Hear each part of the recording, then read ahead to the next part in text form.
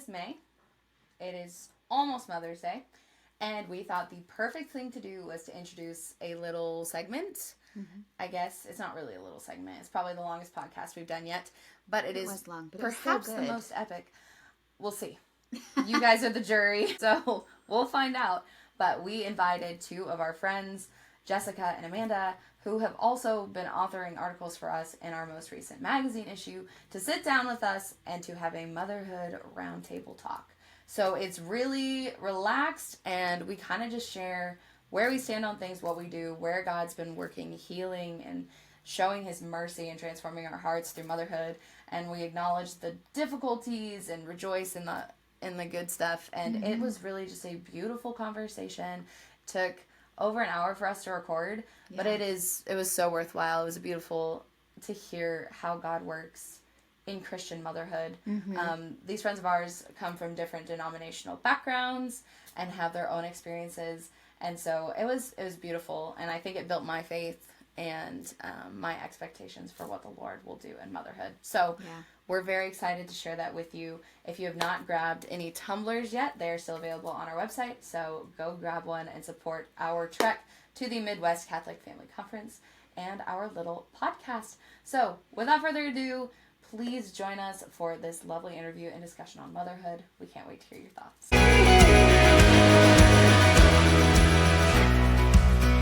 We are so excited today. We have a few friends with us. We're going to do our first roundtable conversation. We haven't done this before. Haven't had this many people on the podcast, but it's going to be a blast. We just want to talk about motherhood because all four of us have different testimonies, different perspectives, and different ways that we go about kids. And honestly, it's made for some really cool dynamics, some beautiful learning opportunities. And we really just can't wait to get started because we think that this can help cultivate better conversation between friends so that we can build one another up as a community of moms and as sisters in Christ. And even if you're not a mom, you might get a taste of what we're all going through. Okay, so we have, actually, Jessica across the table from me is my best friend of, how old are we now? 25 and a half years.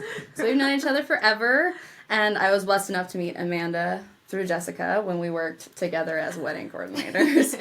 So if you guys want to go first, we can just go around the table. Tell us a little bit about motherhood. Sure. So I got married kind of young on my 20th birthday, and then we got pregnant with my son when I was 22, I don't know. So I was kind of young, and I had my son when I was 22, and then I had my daughter when I was 23, and then I'm pregnant with my third kid right now, and so I'll have 3 kids who will be like 3.5 and under. So I would say that my journey with motherhood has been pretty tough, I think, for everybody, but it's really brought out of me just a lot of my own sin nature of impatience and anger. I feel like that's what I struggle with every single day, just because that's what kids will do to you.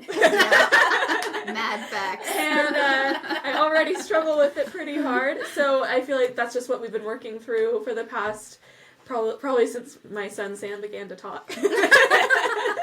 What is it with the Sams? I don't know. Yeah, so that's been a lot of fun. But honestly, it's also been like a really sweet time. And I feel like it's taught me a lot about surrendering in my Christian life and just trusting God with everything. We've had some rough seasons as a family too through all of that. So it's been really impactful, I think, just to see how God has been working in my heart and helping me to be open to giving him whatever he asks for, and also just being willing to do whatever he asks me to do, and my kids are wrapped up in that, and so I don't know. I don't know how clear that is. Oh, and I was working when I had my children, and I stopped. I'm staying home right now. I do not plan to do that forever. Thank you for throwing that in there. As this time has shown me. I don't think I'm meant to be a stay-at-home or homeschooling mother. I'll just throw that in because I feel like, I don't know about you guys, but probably not for me. Probably not for me. I love the time I'm with my children right now, but... That's fair. Yeah. I am Amanda. I feel like that's how you're supposed to start. Yeah, I wanted to be a mom my entire life. and I got married later. So I got married at Math. well, it was like I got married in July. My birthday's in August, and everything is like right around my birthday. So I'm like, wait, how old was I? I think I was like right before my 27th birthday. That sounds right. Yeah. So, which that's a whole other story of like being from California and not being young and being out here and not being like way old to get married. That's It's like, hilarious. oh, okay, I'm running late. I thought I was on time, but so I had my first baby last year, right before I turned 30. I have a daughter, and which is like a dream come true, and also every day I'm like, I don't know what I'm doing, and I like to think I'm a very capable person, and I am. But yeah, I would say my journey with like just motherhood and surrender and all of that is just like accepting that I have limitations again and again and again and again.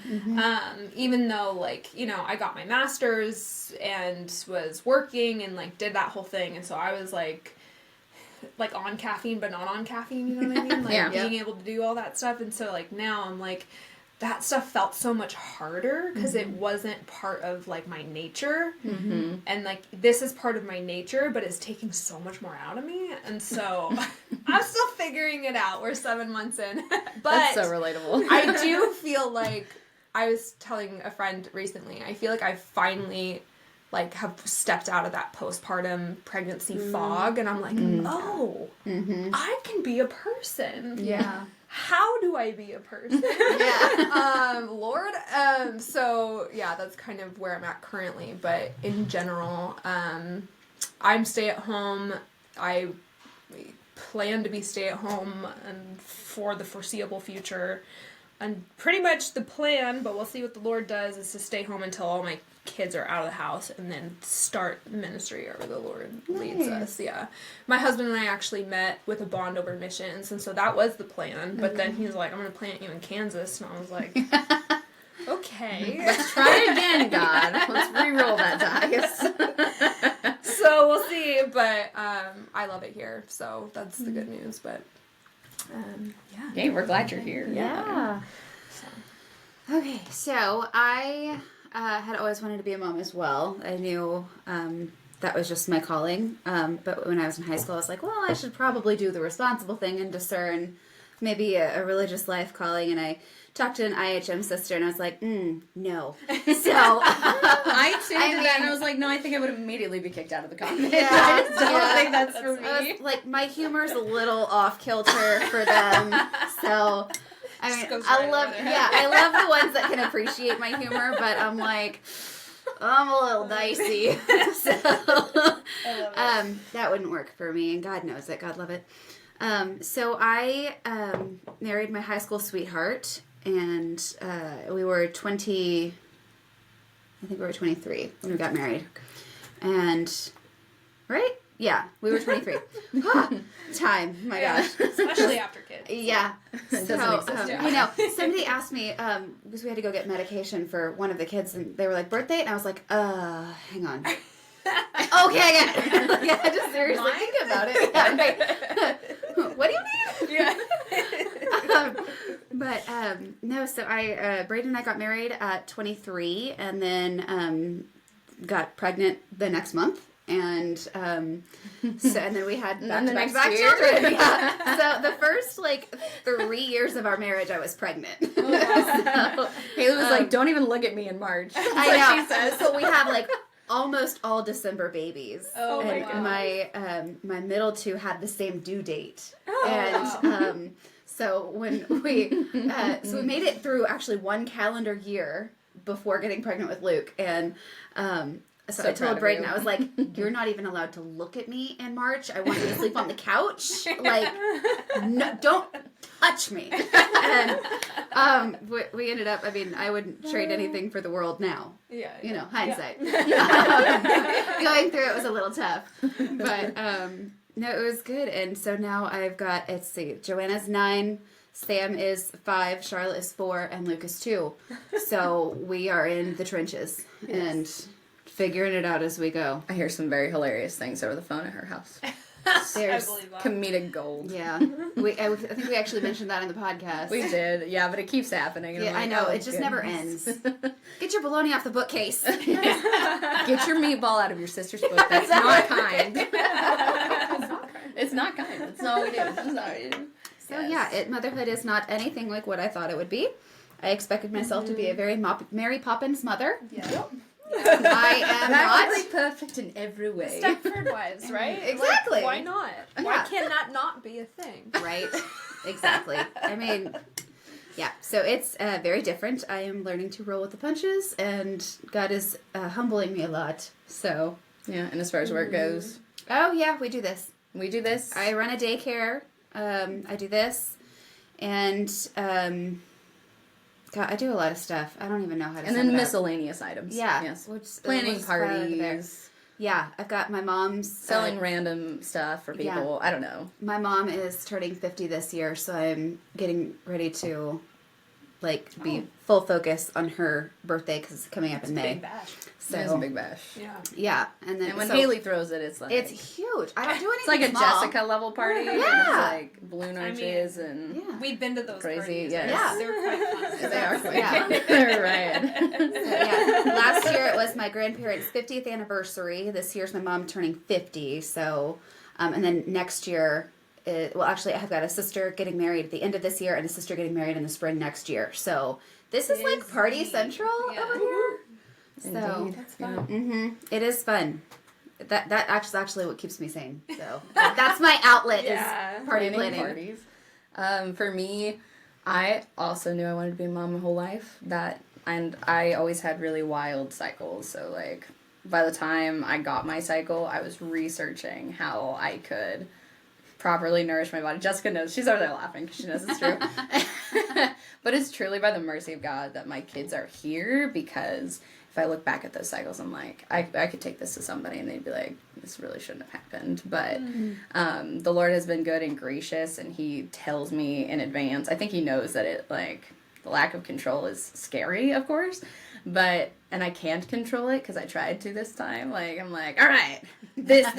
And he was like, nope. It's like, dang it. Okay, back to square one. Twiddling my thumbs while you do the work. But every time one of my kids kind of came into the world, it was just, his hand was so deeply in it. And so I just, even through pregnancy and birth, like, it was a very powerful experience for me to encounter his love and to understand, like, these children growing in my womb and who he called them to be. And there are days where he looks at me and he's like, you're not done giving yet. And I'm like mentally breaking down. He's like, you got this. You're not done yet. It's been, the years of one kid fighting sleep, the other one being a great sleeper, but like screaming because he doesn't want to eat food. I don't know. There's just all the personalities are just so unique. Me and my husband got married in December 2020 and got pregnant with our oldest the following January, so a month later in January. And then when Liam was 1, we got pregnant with Leo. And now Leo's 20-ish months, give or take. So the Lord, I know, is now calling us back into inviting another child into our space. So whenever he determines that to be, will be when child number 3 comes. So that's kind of been that. And it's just been, my mantra has kind of been, I'll never have less children than I have now. So you want to go to ministry school?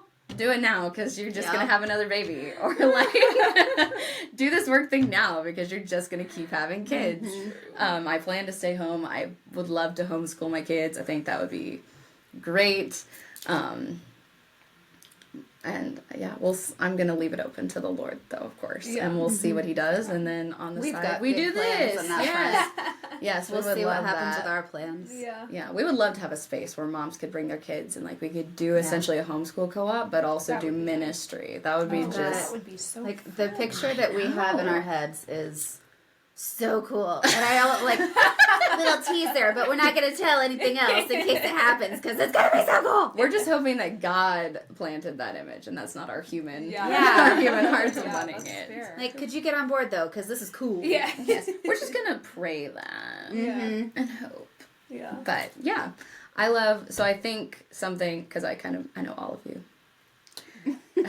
Crazy. Crazy. This How is did I get here? okay. Well, there's always the one person at the table that knows everyone, and this time it's Jill. Okay, so Lucky you. I know for a fact that we did a whole episode a long time ago called Scrunchy, Crunchy, Silky, like where you fall on that. So something I kind of wanted to touch on here as we talk about where the Lord has called you most to surrender in motherhood, because I think they kind of get tied together, is like, what are your thoughts as you've come into motherhood, whether it's been your birth experiences, what you wanted to happen, what really happened, how you saw God work in those spaces, that kind of a thing, or even going into like having your kids. Were you nursing, pumping, formula feeding? Like, as you've gone into motherhood, where did you feel like you wanted to be, and where did the Lord call you into receiving his love and giving his love to your kids in a way maybe you didn't expect? Yeah. So when I was pregnant with my first kid, Sam, I was hoping to do a home birth, and I was like, we had everything for it, and when I went into labor, we were still planning to have him at home, and then I had like a prior medical condition that prevented me from being able to dilate. So I like had really intense contractions and had been laboring for a while, but I was just sitting at a 3 and couldn't get past a 3. So I had to transfer to the hospital because my bladder had already broken a while ago, and like I just wasn't making any progress on my own. So when I got there, I got the epidural, and once my body relaxed after that, like I immediately dilated a lot higher, but then I still had to wait a little bit before I could actually push. So anyways, but through all of that, I felt very at peace with just however anything went, and I just remember thinking, even if something terrible were to happen, or none of this goes the way, like if my worst nightmare were to happen with this, I would be okay. And I remember I had not felt God at that point in my life.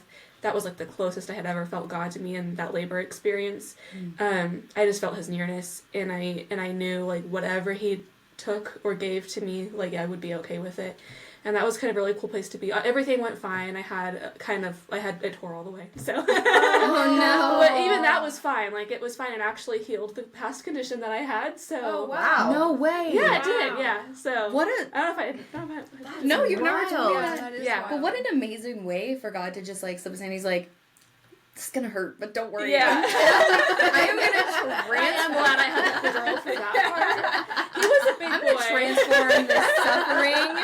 I'm gonna transform the suffering, and I'm gonna bring something greater out of it. I had no idea. What Yeah. a cool way he healed I you. know. And I remember thinking, like, Wow. well, this is fine. Like, I Yeah. had been so scared of tearing at all, and then I tore all the way. Oh, And I remember it man. was fine. It really was fine. Like, Yeah. it wasn't... I mean, by the book, it's probably a traumatic birth story or birth experience, but I don't feel that way. I felt like it was very... exactly what it needed to be, and so I was very grateful for it. Not, like, obviously in the first few weeks I hurt, but, like, now I'm grateful for it. Now that it's better, it's fine. Yeah, now we're- So I had to That's give a good up some stuff t-shirt. there. Yeah, facts. Yeah. Now that it's better, it's fine. Yeah. I didn't bring my notebook. I got you. Thank you. I wouldn't say that I'm crunchy. I'm scrunchy. Like, we're non-toxic minded as a family, but I'm not on like Amanda's level. I'm sure anyone No, here we're is close on to this there. level. She's ultra. She's got that mask. But I didn't know I could level up. Wow, there's ultra. But after that, I've Ultra actually been crunchy. really great with hospital births, and I'm pretty happy with an epidural too now. So this third one, I think I'll try to have a natural or like unmedicated birth as much as possible. I don't know that I'll even have time. My second born came so quickly. I don't know that I'll have time to have the epidural with this one. So that might be kind of fun. But we'll do a hospital birth, and then I also would say like my opinions on things have changed too, because I think when I was expecting Sam, I just thought like, if you can, you should breastfeed. Like, you have to breastfeed. And then my second child was... So Sam was amazing as a baby. He was a perfect baby. I mean, obviously, he wasn't perfect. Like, he was still a child. But, like... But he was so easy, and everything was really easy with him. And he was always mild-mannered and, like, super easygoing. And then my daughter came along, and she is the exact opposite. I love her. This is facts. And her personality will serve her very well in the future. But I love that. she was kind of nuts. And we had a hard first year. Like, everything was just really, really hard. And we also were going through some things. My husband's sister passed away from cancer when my daughter was, I think, 8 months old or 9 months old. And so there were just a lot of difficult things happening, but then everything with just taking care of a newborn who's kind of fussy and has a lot of issues was really hard. And so honestly, I'm not looking forward to breastfeeding this time. I haven't really made up my mind about what I'm going to do. I think we're going to combo feed. But so that's been kind of me giving up just layer by layer. Like, I don't have to do that to be a good mom. And in fact, I might be a better mom if I don't. Yeah, It's true. Just I have because a I'm friend not with that used to stress. testimony. Yeah, she was Yeah. like, the Lord, like, I felt so guilty for not breastfeeding, but for my mental health, the Lord was like, I'm calling you to be a good mom, and that Yeah. for my mental health, I needed to formula feed because it was just too much. She had such a kind of a traumatic experience with her firstborn. Yes. So letting go of that is an identity politic, almost like politics thing where like you have to be this way to be a good mom because of her family's, the way her family Yeah. kind of thought about things was hard for her, but she's like, I am a much better mom for choosing what God asked me to do. And I firmly believe that he totally has the capacity to give your child exactly what they need, even if it's not what you expected to give them. Yeah. I think it's hard too because like there are these ideas we have about what being a good Christian mom is, or I think especially if you're younger, before you have kids and you're watching other moms in your community and you see what they do, you just assume that's what a good Christian mom does, and so then that's just your idea going into it. And so I, even up until sort of recently, I was convinced, I don't know that convinced is the right word, but I just assumed like homeschooling your children is the best option for a Christian family. I was not homeschooled, and I actually liked my public education. I don't think that I want to send my kid to the public schools that we're around right now, but anywho, just through recent things that have been happening and some things that I've been hearing and receiving and things that we've experienced as a family, I am realizing I do not think, once again, like it would be healthy for our family to homeschool. Just with my personality type and some other things going on. And so I don't think, I mean, obviously Sam's only 3, so we have time for that to change, or my mind could change on that. But at the moment, I am pretty sure we're not going to be doing homeschooling, and I do plan to go back to work, hopefully when this little one is maybe preschool age or so, just because I think that when I was working, we had a little bit of a healthier balance as a family. I kind of struggle being home all the time, if I'm being honest. So, and like to a level that's just, it kind of like emphasizes a lot of like my sin nature, which is my problem, but not necessarily that is my circumstances that are causing that in me. But I think it just is creating kind of an unhealthy dynamic, which is fine right now, but I don't know that that's going to be a forever option for us. So that's something else that I'm kind of laying down of like, that homeschooling is not the only way to be a good mom. So yeah, that's kind of my metamorphosis, I suppose. I like it. That's good. Yeah. As we've established, I'm crunchy. It was funny. I was talking to my brother, and he was like, I was like, it's like 80-20. He goes, you're more 90-10. And I was like, Well, am okay. I a little bit more of a stickler on these things than I should be? I don't know. I can't not think it. You know what I mean? Anyways. I do. I am like, you're like, ooh, homemade graham crackers and s'mores. I was like, dang it. I should have gone over. I know. When I was pregnant, I was craving sour gummy worms, and you can't find clean versions of that literally anywhere. So I was like, my husband's name is Isaiah, and I was like, Isaiah, I need you to go to the gas station. Don't tell anyone. I need it to be you, because no one can see me walk out with this. Just kidding. No, but it's like, it was like a weird craving, and it was like a half, I don't know. It was like I half enjoyed it, and half was like, am I really eating these right now? But that's fine. I'm the problem. But that journey for me didn't really start until like beginning 2020, which is surprising because that was the year that COVID happened. And so the Lord was kind of weeding that out. I was actually more anxious and like not to dive into everything, but like, because we don't have time for that, but when I was a kid, I was like extreme germaphobe. Like Clorox cleaner was my best friend. Like hand sanitizer was on my backpack. Like I needed like, my hands were cracking because of how much I washed them. Like, it was very OCD.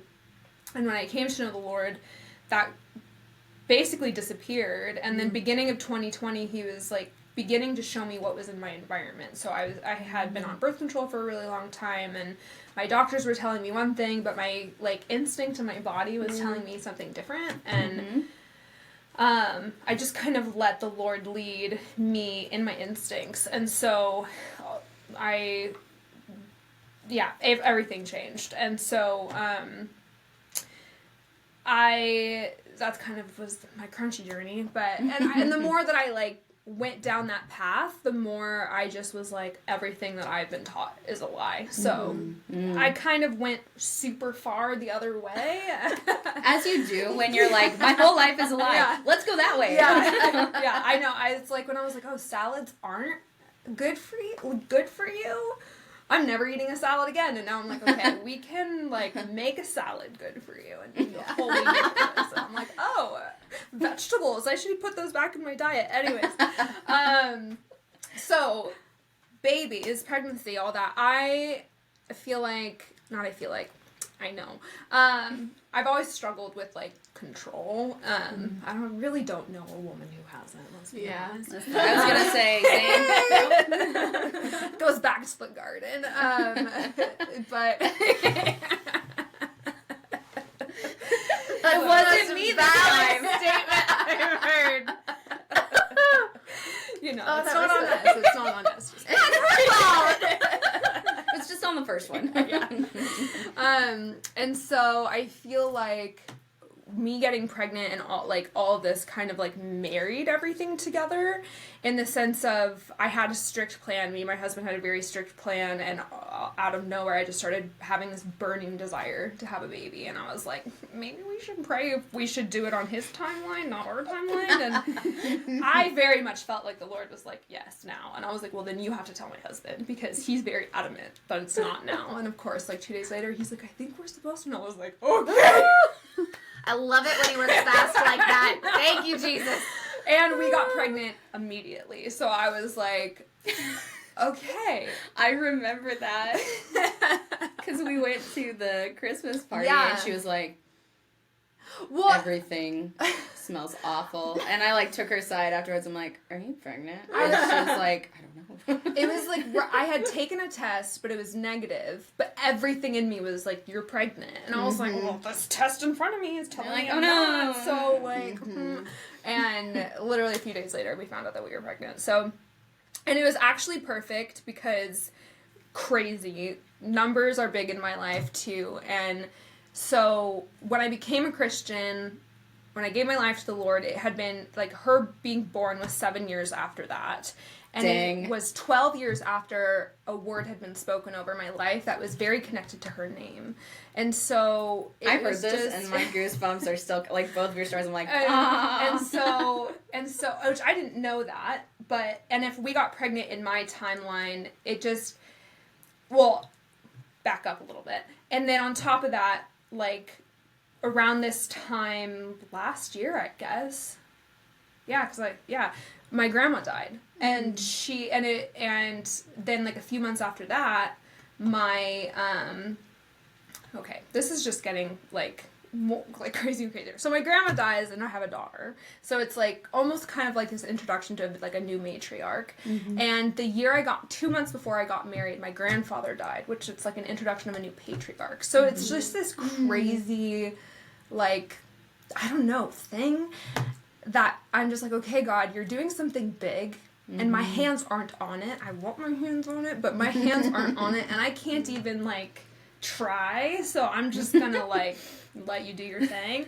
And then, a couple months after that, my dog dies, and it's so funny, because we got, my daughter's name is Abigail, and we got her name from the Lord. It means my father's joy.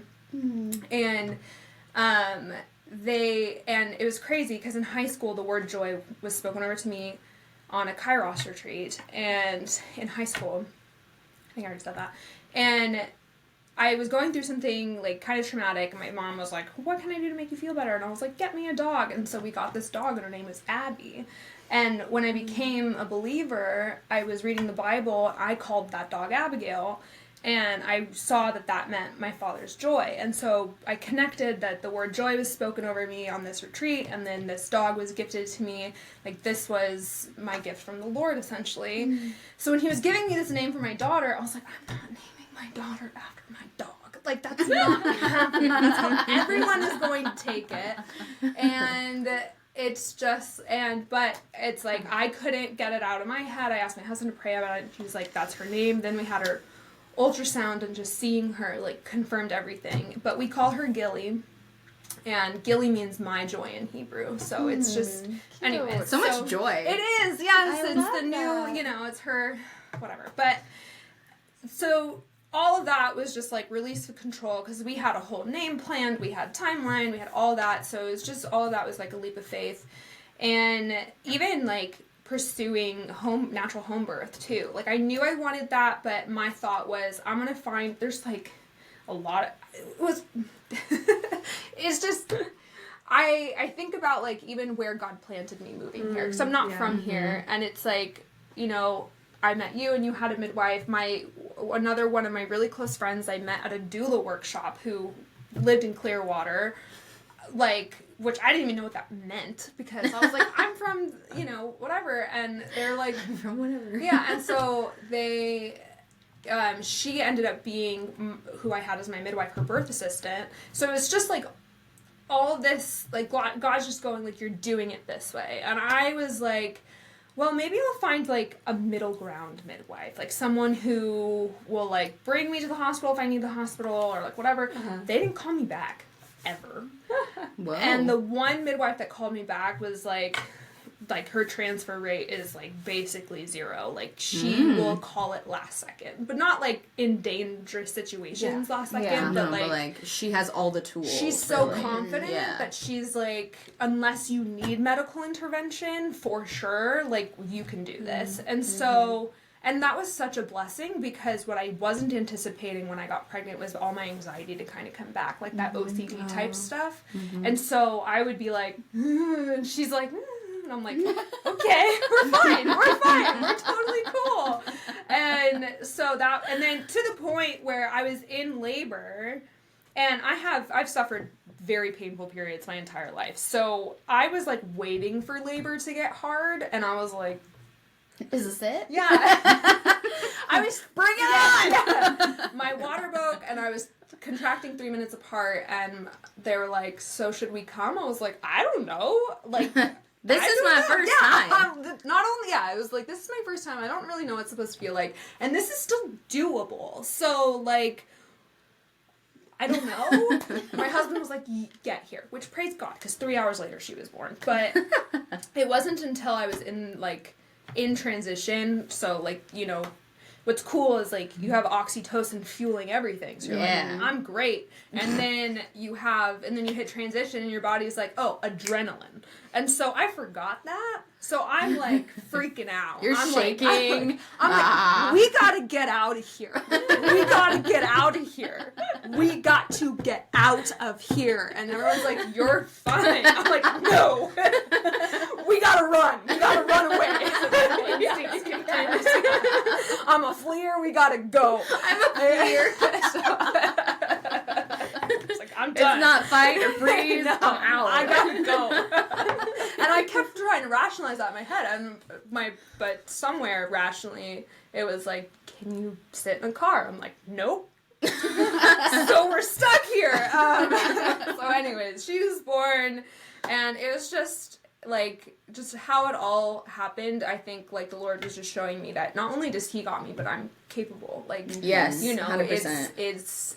It was just like, and I think that's just so much of what motherhood has shown me is how much I've been influenced by outside noises. As you know, like, kind of like what you were saying, like, this is what it's supposed to look like. Yeah. And I mean, I feel like I'm 7 months in, and I still get plagued by that sometimes, where I literally had, like, a mental breakdown, not, like, last week, of, like, how do people do this? Like, how are we supposed to, you know, cook and clean and make time for myself and prioritize my marriage and make time for God and take care of my baby and have time for friends. Like, I'm not even working and this is hard. Yeah. And that's not what right.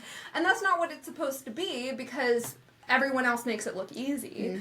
And I realized that it's fake, quote unquote. Like, I mean, I was at my limit yesterday and I threw the baby in a stroller, put some coffee in a mug and went on a walk, and I was like, oh, to everyone else, I have it together. Because I have they see you on a walk and they're like, oh, look at that. She's so cute. I was like, I'm losing my mind. She's getting moving. She's taking care of herself. And you're like, if I don't do this, I'm gonna lose it. If I had a dime for every time, I'm like, we all suck. We're getting fresh air. I have a lot of dimes. But I know, like, we're hopping in the car, we're driving. Jake in the stroller. I'm just gonna put some physical boundaries between you and me. Yeah, so it's just been, I think that's been the biggest thing for me is like, oh, I'm not going to have it all together. Like, that's not what it's going to look like. And even in prayer, I felt like the Lord was saying, I was like, what am I supposed to do? And I just felt like he was saying, like, it's not your job to keep up, it's your job to slow down. And I was like, oh. And that was helpful because I had all these plans of how I was going to raise my baby, like, do the whole Montessori thing. I was like, we're not co-sleeping because I don't want to deal with it, and da-da-da-da. And I actually, we cuddle all night long. Because... Same, I'm like, oh no, you need to eat? Oh. Yeah. Roll over, we'll cuddle some more. We're now in this phase where she's not like this. She's awake, which I don't mind because... Baby cuddles. Apparently, I'm a cuddler now. It's like a true joy, and that was not before I had children. But anyways, so yeah, like I just feel like any like major declarative statements that I've made, the Lord is like he does that, breaking those down. Yeah, I've been there, done that. And even to the point where it was like, oh, I want this timeline with my kids because I want them to be close together. It's like, oh, I have a high demand baby. She can happily play by herself, but the moment she sees me, she's crawling to me, like, and happily, like, she's like, I want to spend time with you.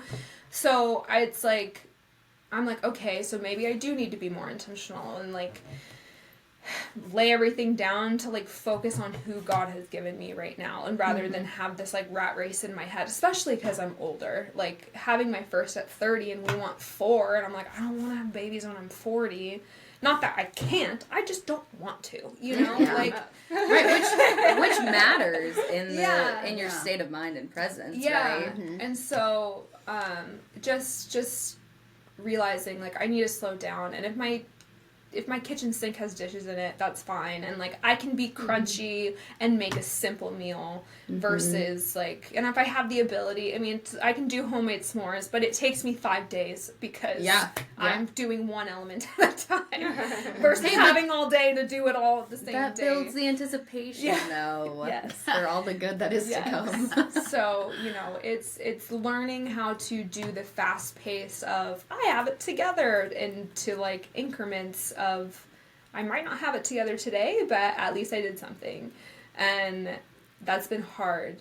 But I will say it's been such a deliverance of peace, because I tend to go into the impatience and rage space, and it's like, if I don't have that peace, or like take a second to slow down, or even shift a perspective. Like, she's been starting to wake up every 2 hours to nurse at night, and I'm like, I know you're not hungry, but just even that perspective. So I'm like getting mad because I'm like, you're taking my sleep away. And then just like realizing, I think it was like 2 nights ago, she like latched for 5 minutes and then was out, and I was like, oh, you're literally just seeking for a moment of comfort. Like, I don't need to be mad at you for that. I'm obviously falling asleep fast enough to not even realize you're latching for 5 minutes. So how much of an interruption is this for me, really? Right. And you never realize, like, what the mental state is for your child, right? You know their development, but we're not inside a baby's head, and they're suddenly like, oh, I'm 6, 7 months old. This world is terrifying. It's huge, and I don't know how things work. Yeah. And suddenly I notice things that I didn't notice before. Yeah. These things move. They transition together. Ah! Yeah. Like, and so we don't ever realize that sometimes they need that extra comfort, but sometimes they also need the extra boundary on the other side. Mm-hmm. And I think the two things in your guys' stories that I find so fascinating is that there has to be a fine balance between following, your instincts and doing what God's asking you to do, because the most important thing is raising, children for his kingdom. Yeah. And that is an incredible calling, and we forget that often, but also, like, you have to use discernment in that process. Yeah. Because God can use your child to minister to others in a public school or a private school space, right? Mm-hmm. They have to have that rock solid foundation in their home, but you can do that from any angle, because God can do anything, right? And so we just have to, like you said, let go of that control and make that space in our hearts and in our minds to know that whatever gaps our humanity leaves, or whatever gaps we think nutritionally or mentally or emotionally or physically that we might be leaving in our kids, that he will come with his supernatural grace and fill those gaps, so that when it comes time for them to make their own choices and choose him for their life, they'll be strong enough to make that choice and to let that grace enter their hearts. Because I think about this all the time, like, you hear stories about people losing their kids, or you hear, like,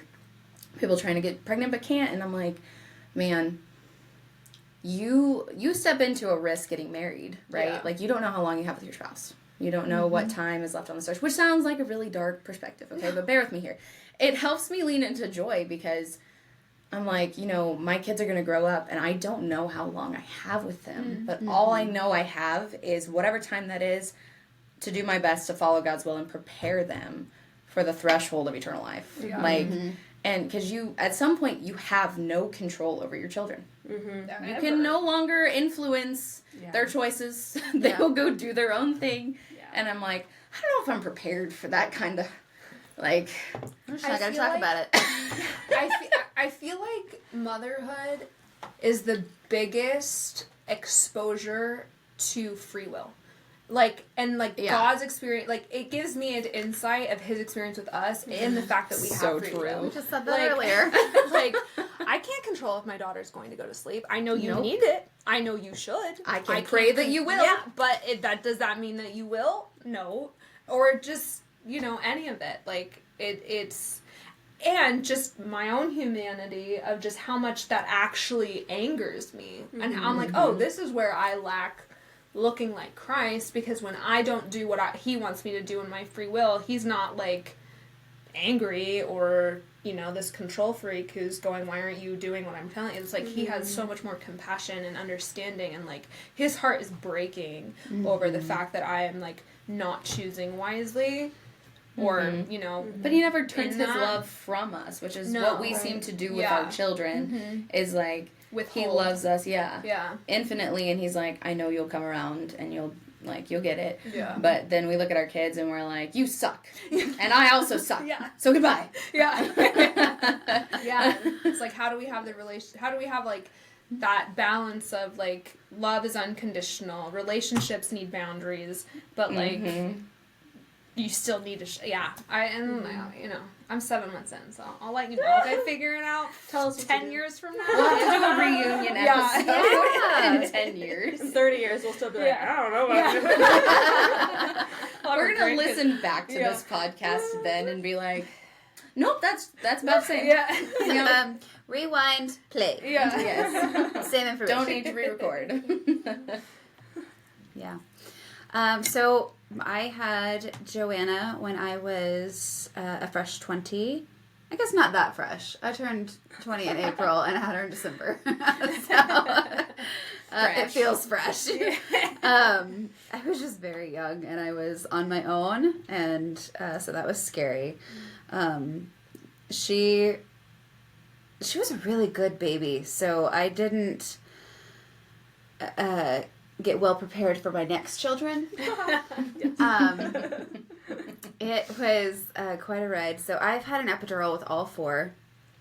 I really, really wanted to do it natural with Luke because I was like, all right, I'm in the right headspace. I can do it. But I didn't practice. I did lots of research, but I did nothing with that research. And so it came time to go. And, well, I was already in the wrong headspace because I had, what sent me to the hospital the last time was I had a contraction that lasted for 7 minutes. Oh, and wow, that's tough. I was like, this isn't right. So he had to go. And I was like, obviously my body is screwing it up. So I have to take control. So I didn't let my body do what it was supposed to do. And ended up getting the epidural. And then he was born a couple hours later. So never had that done. But JoJo was a really easy baby. I nursed her for 3 months. And then I got sick and had to be put on some medicine. The doctor was like, well, you can pump and dump for 10 days. And I was like, no. So we switched to formula there.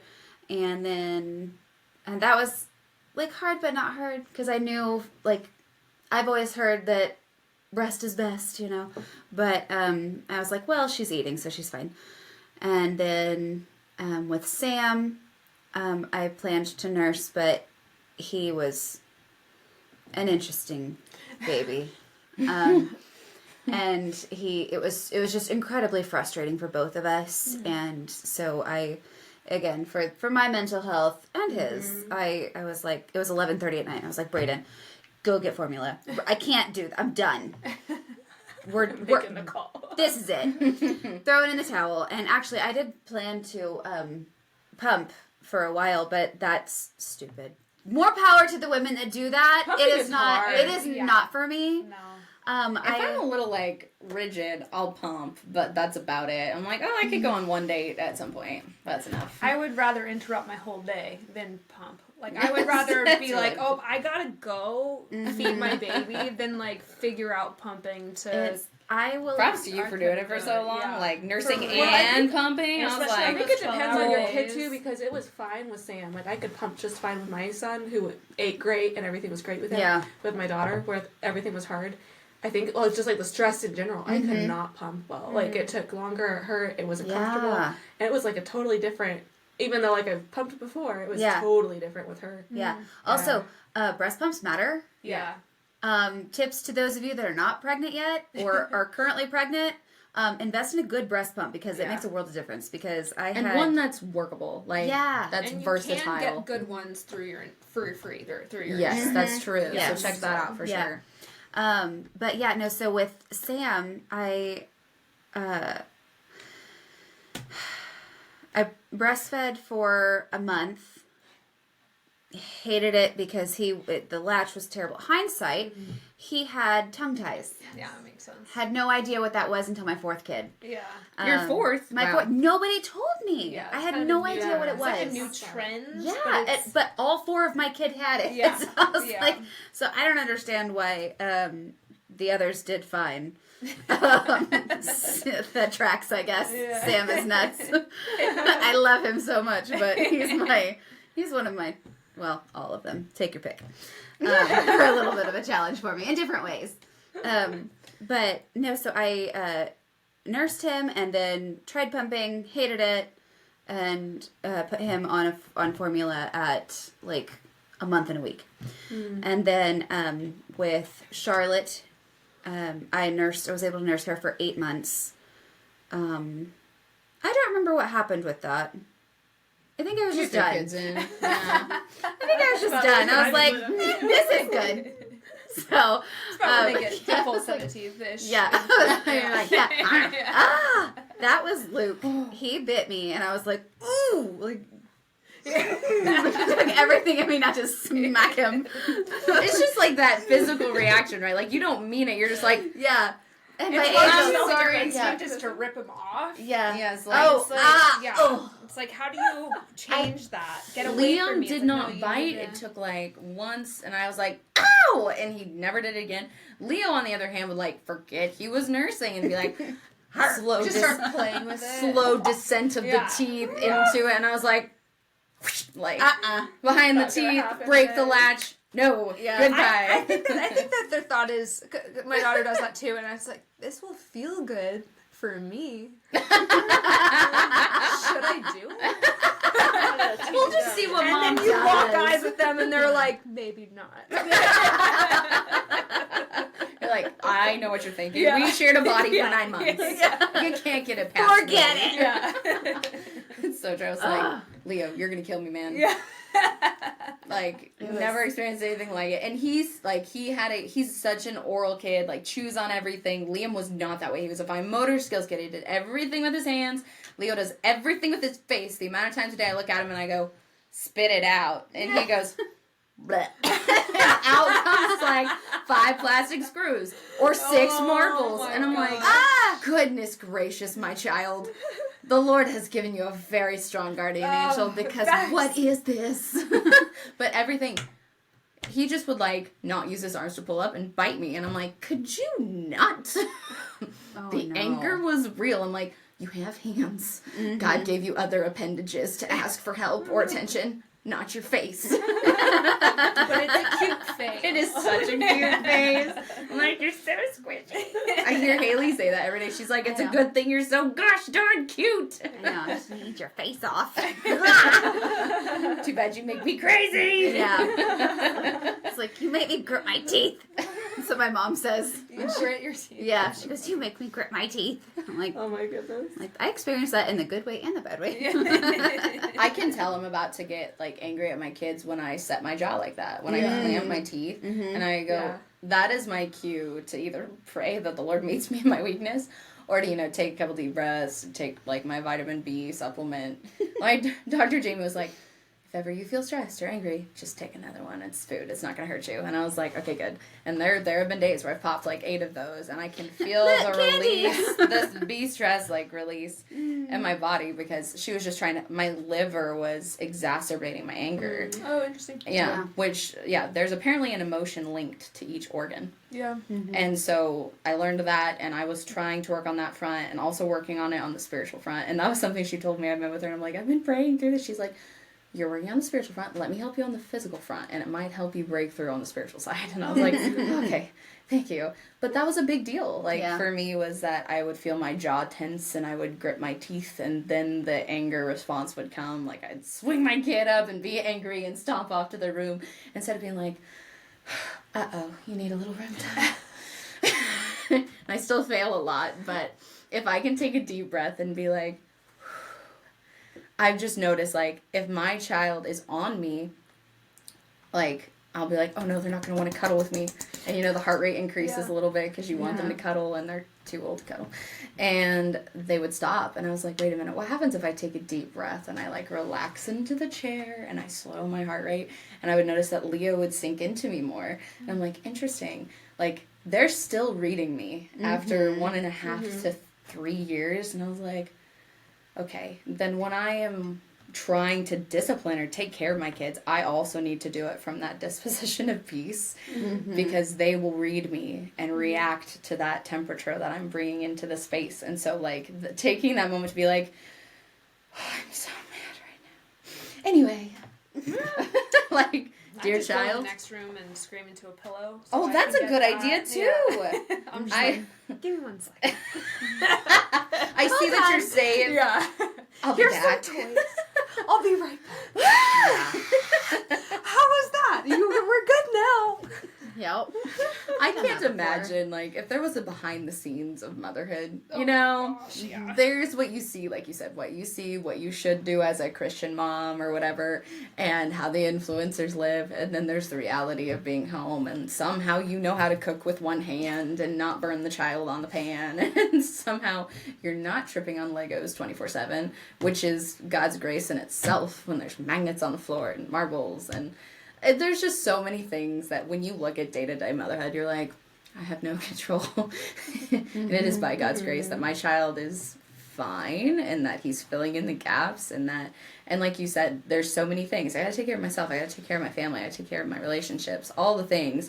And I'm like, I realize that I'm such a categorical person that those turned into boxes. Like, I have to check the husband box. I have to check the kids box, the me box. The me box just pretty much got discarded. I'm that I don't even have a me box. Yeah, I'm like, I don't know what that is. But then I was like, I just have to change my mind and determine that what is good for me is in the me box. Yeah. Nourishing my body is me time. Yeah. Going out for a run in nature and listening to praise and worship is me time. Exercise releases endorphins, makes you feel good. That is me time. And I can do a squat holding a baby, so it's not that big of a deal. Like, for a while after Leo was born, Ethan would rock him and I would work out behind him. Just needed 20 minutes. And that was their cuddle time, and I got a chance to, like, move my body and help myself recover.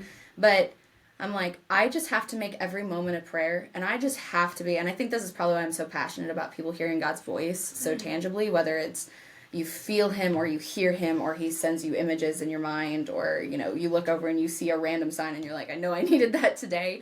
However he speaks to you, because in every moment I can be like, should I do this or should I do that? And ask him and talk to him and be like sitting on the toilet, you know, your 2-second break. And I'm like, what? Why is he still crying? Only after they lay down. That doesn't happen to me. I got toddlers in there with me. Mine just started waiting for me outside the door, so. I got little fingers underneath. Okay, let me rephrase. When they're napping and you are like, you know, trying to do everything you couldn't do when they were awake. Yeah. And you get to I'm like, why is he still crying? And God's like, because that was his choice. Yeah. Like, I'm like, I didn't like that answer, but okay. Like, it is what it is. And I think when you're surrendering your motherhood, you guys all have great testimonies to that. It's like, each kid is a unique gift given by God, and you have to take them on a case-by-case basis.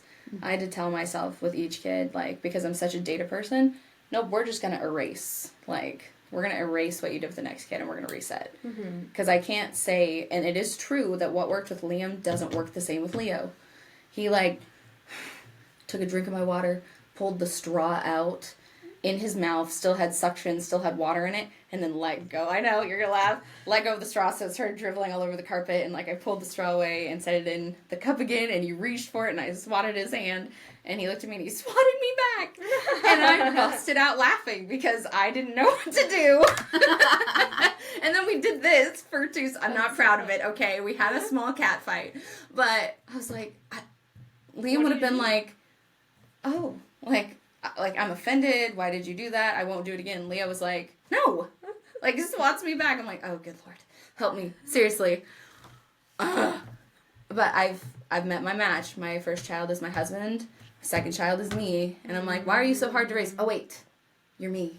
Just me with Sophie. That's why it's hard. Yes.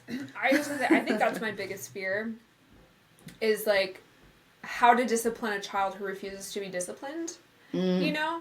Like, my brother, my older brother was, like, super defiant, and, like, my parents tried and nothing worked, and so it's, like, having been the younger sibling and witnessing that, I'm like, I have no idea and obviously, like, prayer, like, God knows how to parent your child because he's the one who created your child, but, like, and, you know, I have a master's degree in counseling with, like, heavy, my mind just stops working. Heavy emphasis on something? Not emphasis, but, like, a lot of research in child development. So it's like, I know how to somewhat, I mean, kids aren't cookie cutter, but I know, like, a general approach to most situations. But it's like, what if you just have a child who just, it doesn't work? That was me. I would literally, like, get spankings, and I would say, that doesn't hurt. And it's like, and I would just but you say, turned out fine, which is great, but it's like... I think about killed my mom. But her mom would call my mom in for reinforcements just so, like, she could go through the store. Like, if Jessica or Jillian like, decided to throw a fit, my mom would, like, take them out to the car and let them scream. And I'm sure I was there too. I'm sure we all screamed together. It was fine. But it was a thing. And now Sophie does it. Like, she hit her head or something when we were over for a play date, and I'm not sure if Leo instigated it. They're one. We have no eyewitness testimonies of what happened, but she was hurt and she was crying. And Leo, like, came over to me. He tried to comfort her. She shook her head at him, and he came over to me, and I was like, come on, I'll take you to your mom. And she was just like, no! Like, she was not having it. She does that for me. She'll run away. Now that she runs, she runs away from me. And when she's throwing a fit, she'll just run. I'll try to be like, oh, hey, let me pick you up, or move you somewhere else. She'll just run away and screaming, stomping. It's fun. It's fun. I don't know what the answer there is. No, Except for 3 1 until they get older. That's the thing. Is like I feel like the general consensus is like no one knows what to do in that Basically. situation, and so it's It's almost like it's like oh dear God, and like not to get into it, but it's like I've seen what, in my opinion, is like the worst outcome of that, and I'm just like, oh my gosh, how do I like prevent? And this is where I struggle with control. How do I prevent that from happening to my child? Oh yeah. Which comes from a place of compassion. Yes, and Right. like wanting what's best. But it's like, you know, at the end of the day, it goes back to like the worst, not worst, I think the scariest part about being a mom, which is trusting the Lord with your kid's testimony. Mm-hmm. It's like, okay. I got here and that's a miracle. So like, yes, so you can do it again. they have a better foundation than I did. So praise God. But anyway. Yes, and I mean, I think there's probably a lot of things that moms in the prior generation didn't know about. Like before we started, we kind of talked about intergenerational healing, and we talked about some of these other concepts. I don't think that people have, for a while there, really dove much into letting the Lord heal your wounds. Whether He was healing you emotionally, and that resulted in a physical healing, or He physically healed you and it worked backwards, or it was just one or the other. Whatever God does, and bringing His mercy into those moments, I don't wonder if, obviously you can't solve everything, and I am a knowledge person. I want to solve everything. That's how I am. But I don't wonder if a lot of it, one, is just making sure your children encounter God's heart, because even the prodigal son came back, and his dad knew that he was probably gonna go screw everything up, and He let him go anyways, and He gave him the gifts anyways. And there was something that drew that son back. And I think if you're like anchoring your kids in the Holy Spirit and in God, then something will always pull them back. Because I never could cut the foundational ties that I had in my faith. And probably like because of my baptism and receiving the sacraments, like I think that anchored me. And so when I tried to drift away in college, and Jessica yelled at me for it, this is a fun story. She came and confronted me and she's like, "You're not living the way God called you to live." And I was like, I don't remember what I said, but it was irrational and it didn't make sense because that's how I was at the time. But Jessica has never been afraid to like call me out for those things. But she was right. Like I wasn't living the way that God called me to live. But what she probably didn't see was the internal war of fighting. Like people, you know, said, you know, go do this. But like, you know, I almost like stuck my foot in the occult, almost. And I was like, I can't call God source energy. That's wrong. That's like, weird, that's not right. Yeah. Manifesting? What the heck is that? And like, I'd look into it and I'd be like, this just doesn't feel right. Like, my moral conscience had been so formed by the time I was 18, 19, that even though I was actively living a life of sin, mortal sin to that, like the worst I could probably be living other than, you know, killing people or something, I could not remove myself from what I knew to be true, that God is the source of life and truth. He is the way, the truth, the life. And so it was hard for me to walk back into my home parish and be the prodigal, but it wasn't hard to walk back into God's loving arms because I was met with so much transformation. And the first confession that I had after living that life of sin, our priest, it's the same priest we have now. We were sitting back to back because I definitely couldn't look him in the eye saying all the things that I did. And he goes, "Well, welcome home." And I just cried because that was probably the best thing he could have brought me back into that space. And so I think you're right. Like, it's a miracle that we're here. But if we anchor our children there and just do our best to undo any bondage in our families' lives, whether it's from the people who came before us or our outside influences, then, you know, we will have done what we can do. And they have to choose the rest. Yeah. And that's the end of the day. It goes back to that free will situation. It's And just sanctification. Like, yeah. You're just kind of looking in the face of other people's free will. Even though it's like the person that you've been given to steward over, it's still like you don't have... Right. You don't... It's... You and don't I have control. think... You might have authority, but you don't have control. Exactly. And those are two very different things. Yeah, right. And I think it's also impactful. Like, when you look in the eyes, you have to look in the eyes of yourself. Yeah. Effectively. Yeah. And you have to love yourself Yeah. in that child because you share so many similarities. I mean, they're totally their own person and they have their own gifts from the Lord. But, like, if you don't love yourself the way that you're called to love yourself and you have to look at the child who drives you crazy because they're just like you, you have to go, why does this drive me crazy? Yeah. And where do I not love, understand, cherish, and am compassionate to myself? Yeah. And I'm projecting that onto my child. Like, I have to do that. And I go, you know, why do you react this way? Why do you just emotionally scream? And I'm like, oh, wait, if I'm mad, what do I do? Emotionally scream. Yeah. And I go, you know, then I have to assess my own actions and go, why am I like that? Yeah. And where can I teach him and equip him better than I was equipped? And it's hard. God teaches you to love yourself in some of the hardest possible ways. And I think 2 of the hardest are probably marriage and motherhood, but they also get you there the fastest. Oh yeah, motherhood for sure. I feel like when marriage too, but I feel like because you know you're with your equal partner, there's so much more room for pride. Where when you have like this tiny person who has no understanding, it's just like humility slaps you in the face so much quicker, and you're just like, I'm the problem. I did not order this slice of humble pie. Take it back to the kitchen. That's true. I mean, even today, I'm laying in bed. I just want to go back to sleep, and I, like, had this inner dialogue. I was like, you're being selfish. Your husband has to get up early, too. Get up. And I was like, no. Like, there was this. You're right. With your spouse, I feel like it's so much easier to take advantage of their love and than it is to look at someone who has no clue, no idea, and doesn't even have logic and reason yet. Because you're like, oh, no, I have to steward their whole existence right now. And your husband, you're like, you're on your own. Like, we're here, we're working. For both of us. Yeah, you can figure this out. So proud of you, by the way. Yeah. Good job. But yeah, I think all this is, I guess I had an epidural birth and an induction, and then the second one I did natural, and I did the research, and I shifted my perspective from, like, fighting every contraction and, like, desperately, like, praying the Divine Mercy Chaplet or, like, just trying to go into meditative prayer to embracing every contraction as power, not pain, and God's power flowing through my body to, like, bring this new life into existence. And we do really cool things around here called birth blessings for mom and baby.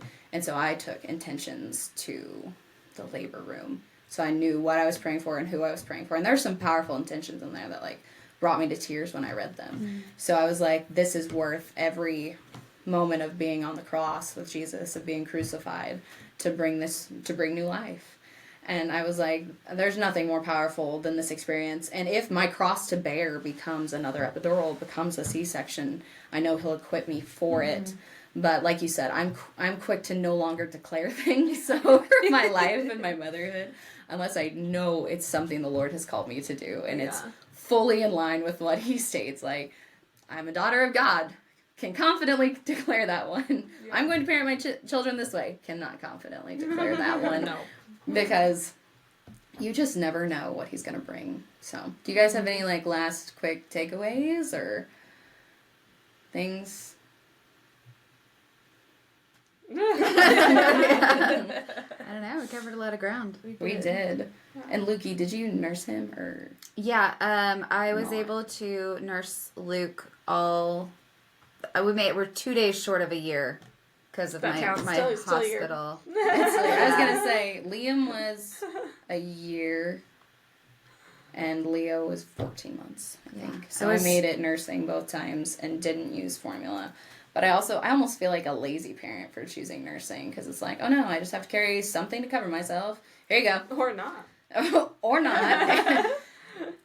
We'll get back to whether or not Jill's confident enough to do that. There were times I just be like, my shirt's flowy enough. That's true. You wear a shirt like this, automatic nursing cover. I think if I had to take away, don't overthink it. Okay, Don't overthink motherhood. Take it step by step. God's gonna do it for you because somebody made a post on Instagram. They're like, what was one thing you wish you knew with your first child? And I was like, you can use anything as a nursing cover. Throw your sweater over yourself. Lift up your shirt and tuck them under it. It doesn't matter. Like, if you need to cover up, you'll find a way. Like, don't stress about it, because I remember being so stressed with the first kid of never forgetting that cover or never having all of the things that I needed. You'll find something. You forget the wipes, you can use a wet towel, okay? Like, it's not ideal, but sometimes you gotta do it. There was a time that Sophie had a really bad blowout when we were on vacation and we were in a rental car and we had no wipes. Like, we just forgot to bring the wipes. And so we used, we got some, like, takeout napkins. And I used I had a little bit of water in a bottle and I soaked them and this poor girl, I had to use that to clean her up, and then I still didn't have enough, so I took my jacket off and I was just like, we'll wash this later. Yes. Don't sweat it, like, it's gonna happen. Yeah. You're gonna have those moments.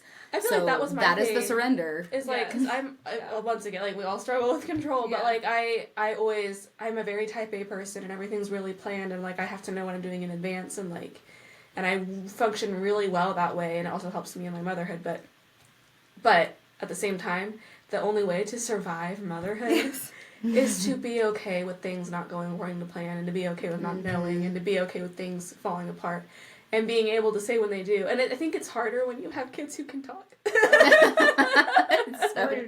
This is true. Like, especially in that first year when you're learning and, like, your baby, like, let's say your baby does have a blowout in a really inconvenient spot and you have nothing to, like, handle it with, just being like, it is what it is. Like, just having the ability to say it is what it is. It is well with my soul. And, like, God is with me even right now, and it will be okay. That's probably the best thing, because I remember I was so anxious the first 3 weeks after Sam was born. Like, and everything would set me off because everything was unexpected, because you can't, there's not really a schedule. And so I had to learn, like, pretty quickly, like, the only way I'm going to make it through this is just to be okay with things not going the way I want them to, and just accepting it, not having too high of expectations. And I think there have been moments where I sit in the car and I'm hearing my child scream about something kind of ridiculous, and I can just hear, like, the echo of nails being hit into my Savior's hands. Like, I'm like, okay, I can't, he died for this. Like, he died even for this suffering, even for these moments. Like, I'm there with him. These are my hands being nailed to the cross, too. And you're like, I just have to accept this. Yeah. It is what it is. Yeah. I feel like my mantra has turned into, oh, well. Yeah. Mom trigger words. Oh, well, it is what it is. Yeah. And on we go. So humbling. You, Haley? Oh, God, I got nothing. That's not true. You have 4 children. Listen, it's their world. I'm just living in it. You brought them into it. Exactly. And then it became theirs. Yep. My job is done.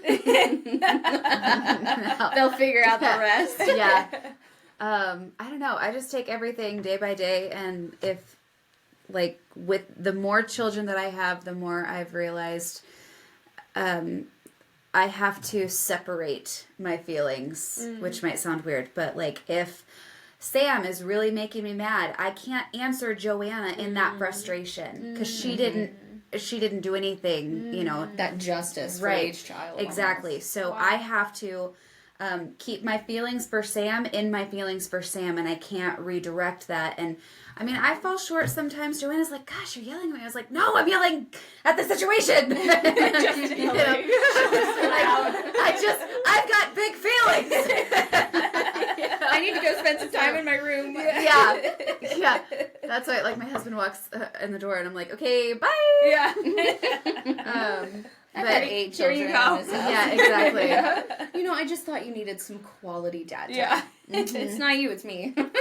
Yeah. So, I mean, that would be my biggest takeaways. And it's a lot harder to do with the more kids you have. Yeah. But just because that you don't want to accidentally wound someone else because you're in the thick of it with this one over here. So that's been, and thankfully I've got 10 years of special ed under my belt. So I've got a good, like, practice with it. Yeah. But I still have, I'm not perfect by any means. Well, and so it gets more personal too. But that's And I think we didn't get to really touch on this as much too, but I think it's very powerful that part of your story, if you don't mind me throwing this in here, is like God gave you all these kids back to back because He was going to need you to take a pause to deal with your own health struggles. Yeah. And that's something you've had to lay at the foot of the cross. Yeah, we talk about it often. We do, because it's a big cross that I'm carrying. I have been told right now that it is not safe for me to have more kids, and that is not something that I ever thought would happen to me. Not that I ever imagined I'd have 12 kids. I just, we had 4 and I'm like, great, we could stop. And 6 months into that, I was like, all right, Braden, should we work for number 5? And my health was not in the right place for that. So that's a really big struggle. And I guess maybe that's another takeaway for me is you never know what the plan is. And I did not know that God was going to say, that's enough. And that's really hard for me. And I'm walking through a lot of anger about that situation. But just surrender and trust that he's God and you're not. Yeah. So I don't know why he's asking me to do this. But I'm just trying to trust in what his plan is for it. So. For sure. Yep. Haley ends when we've hit the keynote of our episode. She's always like, yep. Jill will drop the mic and then look at me and I'm like, yep. I don't know what I'm supposed to add to that. That was great. So I started doing it to her. But I think if you guys take anything away from this conversations today, it's that there are extreme highs and lows of motherhood. And I think one thing we could all do better together is truly be in community. Be able to converse with one another on these things. If you need someone to hold your baby, show up at my house and I'll hold your baby while you go take 10 seconds to get it together. It's okay. Or 10 minutes, 10 hours, I don't know, whatever. Or if you're all having a hard day, might as well have it together. Yeah. There was a time 2 months ago that I think we're both having a hard day with our kids. And we were together and I was like, this is kind of nice. Because the kids were all freaking out or something and I think our oldest ones were it was the one time they didn't get along. And they were being kind of just not great with each other and not great with us. And I remember being like, at least we're together. I just feel like that's, I think that's been the hardest thing with being a new mom is I feel like whenever, first of all, I'm not going to go into anything too crazy. I feel like the weirdest thing is me going, so how are you? And then all you do is talk about your kids because that's I'm like, wait, how are you? Is this all we are?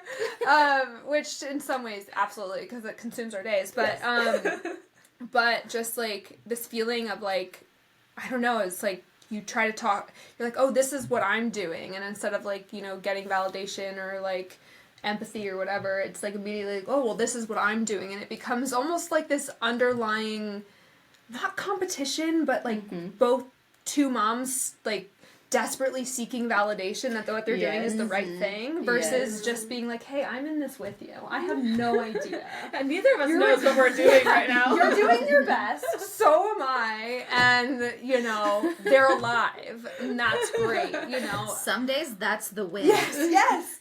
And I'm just no, I don't want to today. know what you're doing. I just need to know that I'm not failing because it feels like that every single day of my life. I kid you not. Maybe it's just because we've been friends for so long, but with our first, who are polar opposites, Liam was much more high maintenance than Sam was. We would look at each other and I would say something, she'd be like, nope, I don't have that problem, I got nothing for you. And then she would tell me, and I'm like, I'm sorry, I can't help you. Now that we have the opposite, we can now share thoughts. Because we have one of each, but for a long time there I was like, I'm really sorry, that sucks, I got nothing to offer you. And she's like, that's okay. Yeah. We're just back and forth, you're like, thank you. But I think also, we talked here a lot about the struggles we've had and the challenges, but also don't focus on that. Like you're saying, don't focus on all the things we did different. We're here to share our separate testimonies because the common thread through all of them is God's glory. And so I want you to really pay attention to where the Lord highlighted someone's story to you and pull whatever he's prompting you to. Because, like you said, at the end of the day, motherhood is beautiful and the most satisfactory thing you can do. And maybe it's the oxytocin. I don't know. It's flooding through you, and you're 3 weeks after giving birth, you're like, yeah, I could do that again. There's nothing but God's grace that after going through something so powerful, but also so incredibly intense as birth, that you're like, I could do it again. But God's grace does that over and over every day of motherhood. I can do this again. Every day is a new day. There's new hope. And we have each other. So seriously, call up your mom friend. If you don't want advice, just say, I need you to listen to me, and that's it. And talk about it. If you're having a bad day, say, can we just have an emergency play date and make it happen?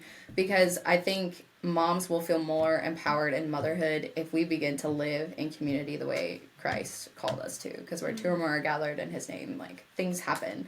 And I think we can have a more incredible impact on the world and encouraging one another to surrender if we're just even together and we're like, today it sucked. Let's pray together. Let's just pray about it.